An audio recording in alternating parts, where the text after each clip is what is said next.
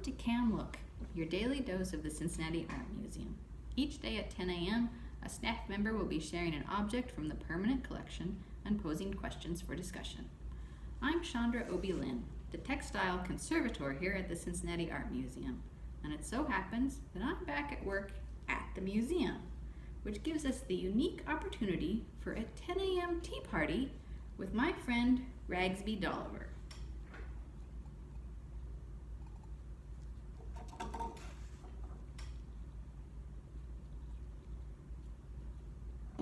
Ragsby and her family of 24 family members, including men, women, and children, came into the collection around the turn of the century, along with a whole set of furnishings, including furniture like this tea caddy, the armchair, and accessories like this tea set, which includes the creamer, the sugar, the teapot, and 4 cups and saucers. Before we put those away, let's take a closer look at the detail on this doll saucer. Do you see the butterflies?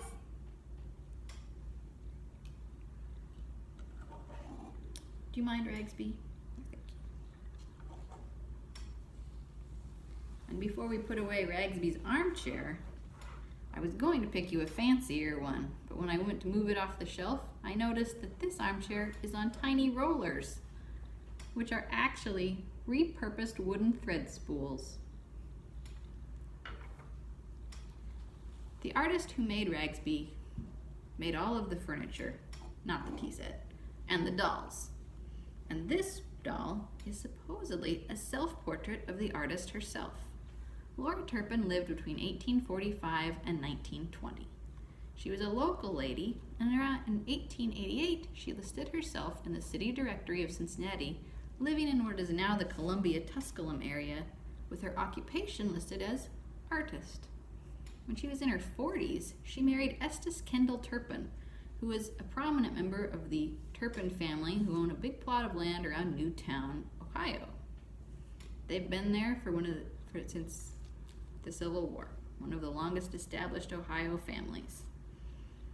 But this is some of Laura's handiwork. She made these dolls fairly late in life, and they were supposedly portraits of herself and her family members, including Estes's large family. But this one is Laura herself. She's wearing a bodice and skirt, a petticoat, a chemise, and drawers, which are 19th century underwear. She also has a shawl and a cap. When she came to me late last year, she was in sorry shape. Now her clothes have been put back together and she's been cleaned up a little bit. Since we're here at the museum and with a conservator, we can take a closer look at some details that you might not get to see otherwise, including her petticoat.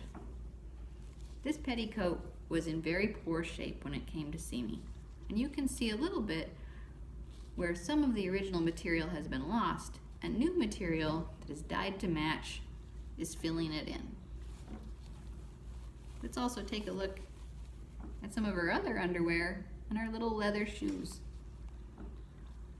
All of Ragsby's family has this level of detail, making them special and unique in the doll world. Laura Turpin clearly put some effort into making all of these dolls as realistic as possible.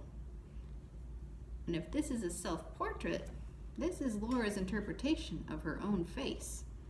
The silk covering is finished in watercolor and ink, and this doll even has very fine wire spectacles.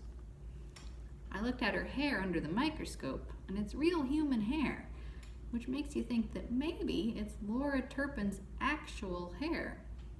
What do you think makes a doll an art doll, which are the only dolls we have at the Cincinnati Art Museum? This doll is special for being a record of its artist and its time, the high level of detail, and the variety of accessories that help flesh out her life make her a special and interesting addition to the Cincinnati Art Museum. Thanks for joining me here today, Ragsby. And you too.